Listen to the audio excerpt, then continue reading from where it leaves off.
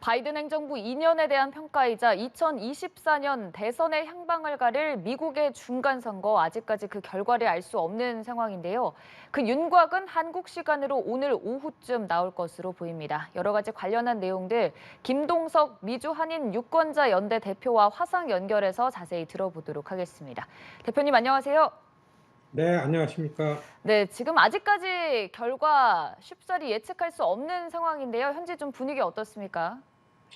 일찍 투표가 시작된데, 투표가 일찍 끝난데, 동부 지역부터 개표 시작된 지 이제 한 3시간 지나고 있습니다.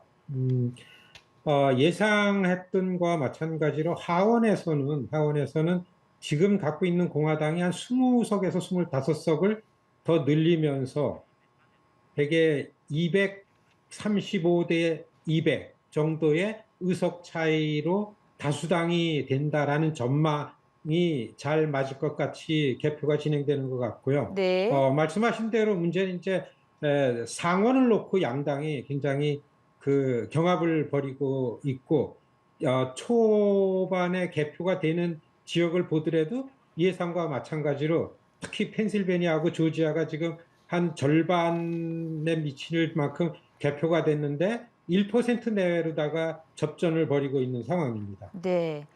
참, 이 하원은 현재 공화당이 우세한 상황, 그리고 상원은 초접전 양상인 모습인데, 원래 이렇게 좀 중간 선거 때 바이든 대통령을 예로 들면은 민주당 인사, 그러니까 반대인 공화당이 좀 우세하는 이런 경우들이 쉽사리 있었습니까?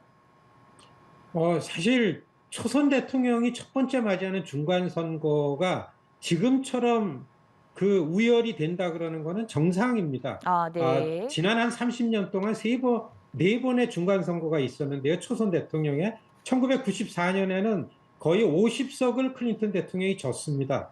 2010년 오바마 대통령 첫 중간 선거가 63석을 졌죠. 2018년 트럼프 대통령 첫 중간 선거에서 거의 한 43석을 졌기 때문에 이번 하원에서 한 25석 민주당 바이든 정부가 진다고 해서 참패다 크게 졌다 이렇게 하는 거는 아니고 그게 정상인 걸로 보고 있고요. 다만 팬데믹을 거치면서 미국이 굉장히 어려워졌는데 집권 정부에 대한 국민의 지지율이 이렇게 낮기 때문에 지금 전문가들이나 시민들이 좀 안타깝게 대통령 지지율을 보고 있다 이렇게 보는 게 맞습니다. 음, 초선 대통령의 경우에는 중간 선거 때 참 우열을 가릴 수 없는 모습이 좀 줄곧 이어져 왔다는 말씀이신데, 미국의 선거 특성상 스윗 스테이트라고 하죠. 이 경합주들의 행보가 좀 큰 관심입니다. 이번 중간 선거에서도 경합주들 현재 상황 어떤지 좀 짚어주신다면요.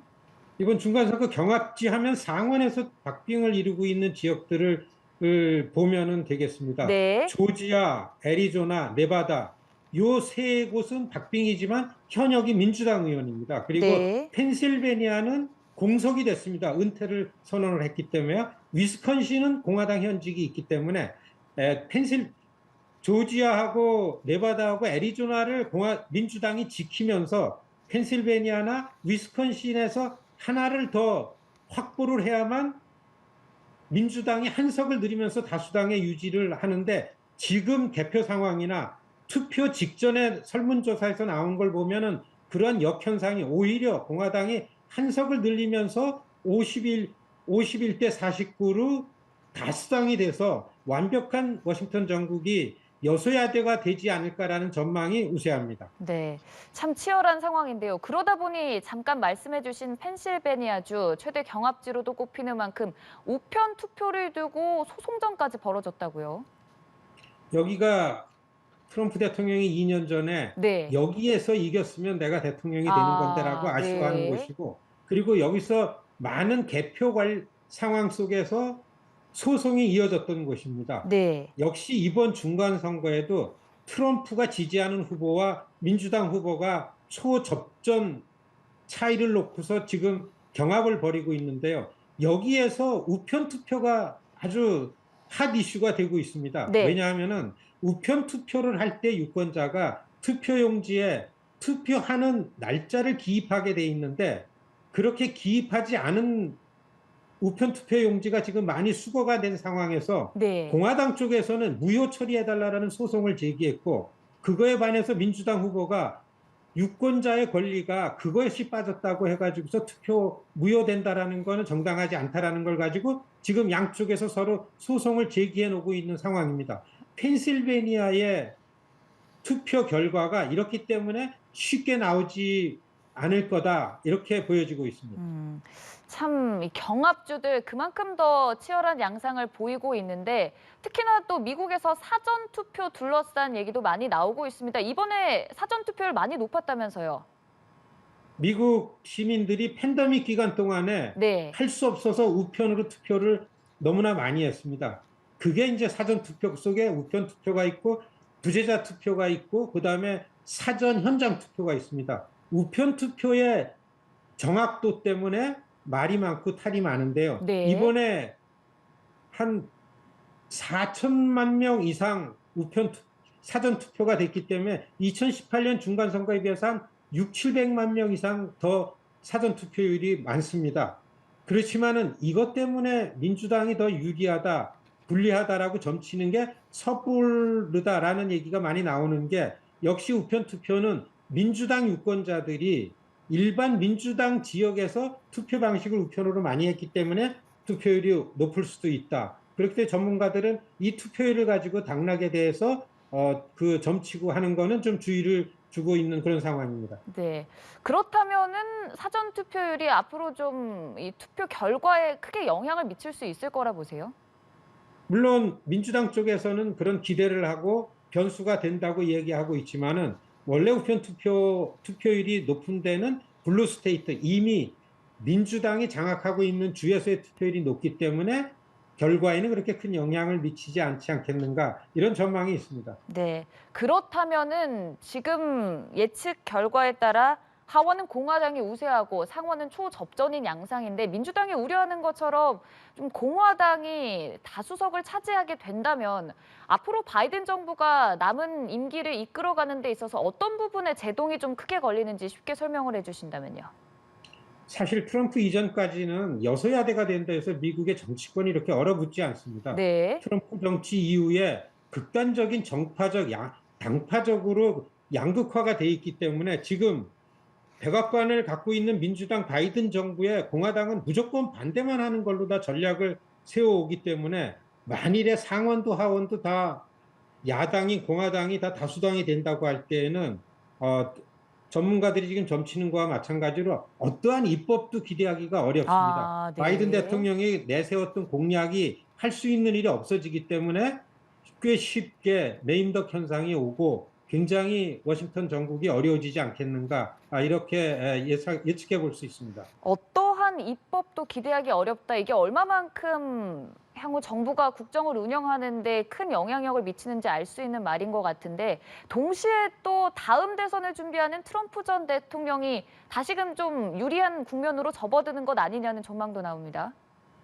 선거 한 달 전까지는 이렇게 예측이 안 됐었는데 네. 갑자기 한 일주일 내로 레드 웨이브라는 아, 공화당의 네. 물결이 휩쓸고 있다는 거 나왔을 때에 전문가들 눈에는 트럼프 선거가 공화당의 임팩트를 강하게 줬다. 대통령 때 캠페인할 때 눈에 보이기나 했었지. 그런데 트럼프가 지역에서 선거 운동을 하는 거가 네. 선거 막바지에 보였기 때문에 아마 공화당 안에서도 트럼프 계열들의 후보들이 많이 당선이 돼서 의회에 진출한다고 하면은 굉장히 미국의 정치권이 더 큰 혼란으로 가지 않을까라는 우려 때문에 시민들뿐만 아니라 미국의 오피니언 리더들이 많이 우려하고 걱정하고 있고 그런 상황입니다. 선거 한 달 전까지 이 정도로 공화당에 대한 물결이 강하진 않았는데 직전에 좀 이렇게 바뀐 이유는 뭐가 있을까요? 트럼프의 캠페인 임팩트 때문이다라는 게 전문가들이 아, 많이 점을 치고 있고요. 네. 트럼프는 로컬에서 지역에서 소리 안 나게 팩을 만들어서 돈으로 후보들을 지원한 것들이 선거 막바지에 효과를 보고 있다. 이렇게 보여지고 있습니다. 네. 참 이 중간 선거 결과 전 세계적으로 아마 결과를 기다리고 있을 것 같습니다. 우리나라도 특히나 좀 여러 가지 부분에서 주시하는 포인트가 아무래도 인플레이션 감축법에 대한 부분이 중간 선거 이후에 좀 우리나라 전기차들에게 유리한 쪽으로 바뀔 수 있지 않을까. 또 이번 선거에 한국계 또 후보들도 나오는 만큼 이 사람들이 자리를 차지할 수 있지 않을까 여러 가지 전망들이 나오고 있는데요. 인플레이션 감축 법안에 관해서는 한국 쪽에서 볼 때의 전기차에 관련한 부분, 이거는 사실 큰 인플레이션 감축 법안의 부분이기 때문에 사실 공화당이 인플레이션 감축법을 반대하는 이유는 세금 문제 때문에 그렇지 네. 마가에 속하는 아메리카 퍼스트 정책인 전기차에 관해서는 미국에서 생산한 차에만 혜택을 주는 것에 관해서는 별로 크게 변동이 있지 않겠다 이렇게 전망이 되고요. 또 한 가지 그렇기 때문에 이렇게 흘러가는 미국 흐름에 예비하고 대책을 세우는 게 좋겠다 이런 생각이 들고 또 한 가지 이번에 한국계 후보들 연방의원 4명이 있습니다. 다 재선과 3선에 도전을 했는데 네. 한국계 후보 앤디 김이 이미 선거가 끝난 지 2시간이 되고 개표가 절반이 됐는데 거의 두 자리 숫자로 이어지면서 무난하게 한국계 연방의원이 3선에 당선이 되는 게 거의 확정적이다. 이런 말씀을 드립니다. 네. 참 그 결과 기대됩니다. 오늘 오후쯤 윤곽이 잡힐 것으로 보이는데요. 관련해서 김동석 대표와 함께 여러 가지 부분들 짚어봤습니다. 대표님 고맙습니다. 고맙습니다.